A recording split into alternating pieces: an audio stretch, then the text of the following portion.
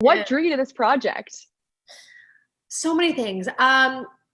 First of all, I love movies that are set in New York. So the fact that it was filming in New York was very exciting and alluring to me. I also just love the subject matter. When I read the script, it was such a page turner. I found it very intriguing.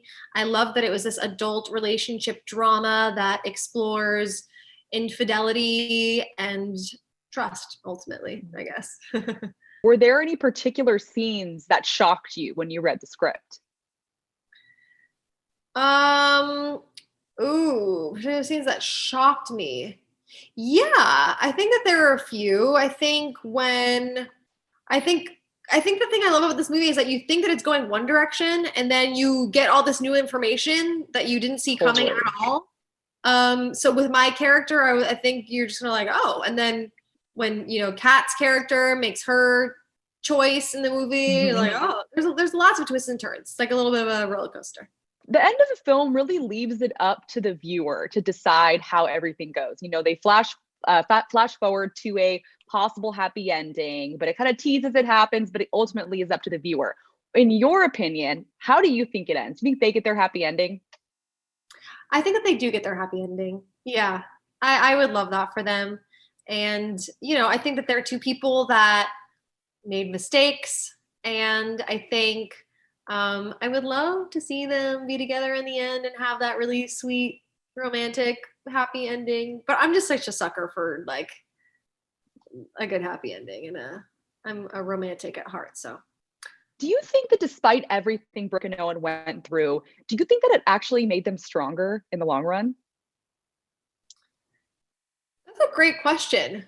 Yeah, I think probably ultimately it would make them stronger, because I think if you can get through something like that, you will come out the other end stronger, especially because they were both in the wrong, in my opinion. It's not like there's one person that was entirely to blame.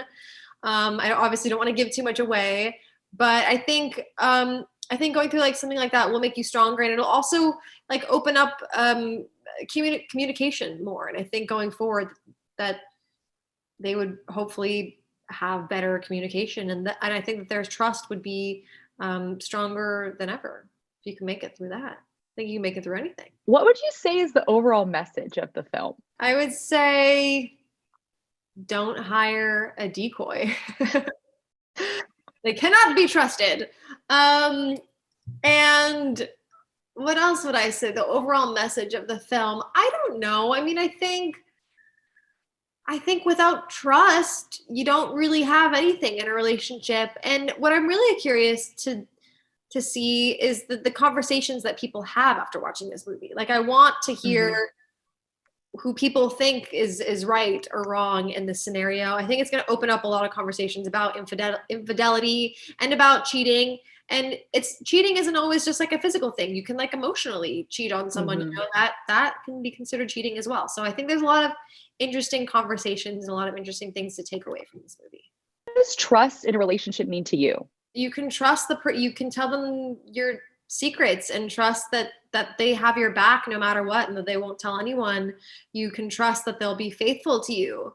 And I think that goes for like emotionally and also obviously like physically. You can trust that they're not going to lie to you. They're not going to do anything shady behind your back, that they have your best interest at heart. I think like the most important thing in a relationship is trust, and you want to feel like this person has your back and they're like your teammate and they're rooting for you. That's how you want it to feel. You want it to feel like someone is like adding to you and not subtracting from you in any way. Last year, there were a lot of talks about a Zoey 101 reboot. Is this still happening? If so, are you involved? I don't think it is happening. I'm not sure. I don't really have all the details, to be honest. I'm not involved at this point, though. No. If there were ever an opportunity for a Victorious reboot, would you want to do it? Why or why not? Maybe. I mean, I guess never say never, right? I mean, I feel like we're all like at different places, obviously now. So I'm not sure. But it could be fun to do something, maybe like a one-off thing, possibly, or some sort of little reunion could maybe be cool. I don't know. I'd have to talk to the rest of the cast about that. Do you guys all still talk and keep in touch? Yeah, we do. We do, definitely. We have a group chat that we pop in on occasionally, which is really fun. And Ariana's been super supportive of my music recently, which has been so sweet and amazing.